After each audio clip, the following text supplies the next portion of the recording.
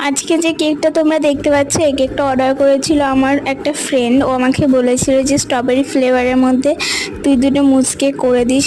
তো আমি এই মুজ কেক দুটোর জন্য করে দিয়েছিলাম। খুবই সিম্পলের মধ্যে আমি ডিজাইন রেখেছি।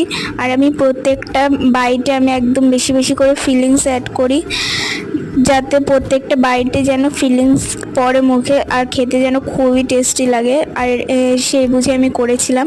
আর আমি এখানে স্ট্রবেরি কালারটাই হালকা করেছিলাম, এখানে ক্রিমটা বেশি ডিপ করিনি, কারণ বেশি ডিপ করলে ক্রিমটা একদম তেতো হয়ে যাবে। তো আমি এখানে ছোটো ছোটো কিছু পালস অ্যাড করে দিয়েছিলাম, দিয়ে আমার কেকের ডেকোরেশনটা এখানে এন্ড করেছিলাম। আর এখানে কিছু স্ট্রবেরি এখানে জেল মিশিয়ে আমি উপরে ডেকোরেশন করে দিয়েছিলাম নিউট্রাল জেলের সাথে মিশিয়ে। তো আমার ডিজাইনটা তোমাদের কাদের কেমন লাগলো তোমরা অবশ্যই কমেন্ট করে জানিও।